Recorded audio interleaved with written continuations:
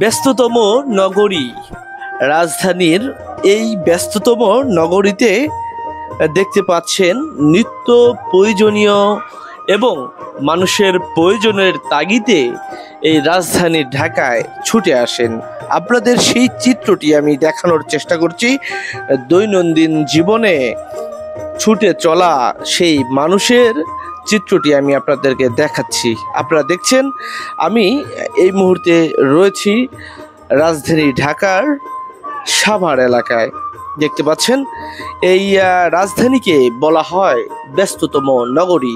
এই নগরীতে প্রতিদিনই জীবনের তাগিদে এবং প্রতিদিনকর এবং প্রয়োজনীয় বিভিন্ন স্টুডেন্ট, শিক্ষার্থী, রোগী এবং শ্রমজীবী মানুষ ছুটে চলেন তাদের প্রয়োজন মেটানোর জন্য। আমরা দেখানোর চেষ্টা করছি আপনাদেরকে এই ঢাকার সাভার এলাকায় আমি এই মুহূর্তে রয়েছি। দেখতে পাচ্ছেন নারী পুরুষ সহ শিশুরাও রয়েছে। সেই চিত্রটি আপনারা দেখছেন আমাদের মাধ্যমে। আপনাদেরকে আমরা দেখানোর চেষ্টা করছি যে এই যে ব্যস্ততম নগরীকে ঘিরে রয়েছে বিভিন্ন ক্ষুদ্র ক্ষুদ্র ছোট বড় বিভিন্ন দোকান। আপনাদেরকে এখন আমরা রয়েছি ওভারব্রিজে। এই ওভারব্রিজে প্রতিদিনই এই যে মহাসড়কটি, এই মহাসড়কটি পারাপার হয়।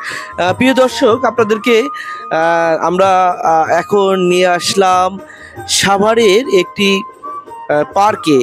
দেখতে পাচ্ছেন পার্কটি অত্যন্ত অনেক সুন্দর, বিশেষ করে শিশুদের জন্য এই পার্কটি অনেক সুন্দর। এই পার্কটি যেতে হলে আপনাদেরকে অবশ্যই সাভার আসতে হবে। এই সাভার এসে এই যে মার্কেটটি দেখছেন, এই সাভার নিউ মার্কেটে আমরা রয়েছি। এই সাভার নিউ মার্কেটের চারতলায় ওই অত্যন্ত সুন্দর একটি পার্ক রয়েছে। এই পার্কে বিশেষ করে শিশুরা এখানে গিয়ে তারা আরও একটি ভিন্ন রকম আনন্দ উপভোগ করে। পাশাপাশি বিভিন্ন শ্রেণী বয়সের নারী পুরুষরাও এখানে উপভোগ করে থাকেন। আপনাদেরকে দেখাচ্ছিলাম এবং বলছিলাম রাজধানী ব্যস্ততম এই নগরীর সাভার এলাকার কথা। সুন্দর সুন্দর দৃশ্য রয়েছে এই সাভার এলাকা। আমি এখন রয়েছি, আপনারা জানেন, রানা প্লাজা। এই রানা প্লাজার পাশেই আপনারা দেখছেন এই অপরূপ দৃশ্য। এবং এই ব্যস্ততম নগরীতে যারা একটু বিনোদন আনন্দ পেতে চান অবশ্যই আসতে পারেন এখানে।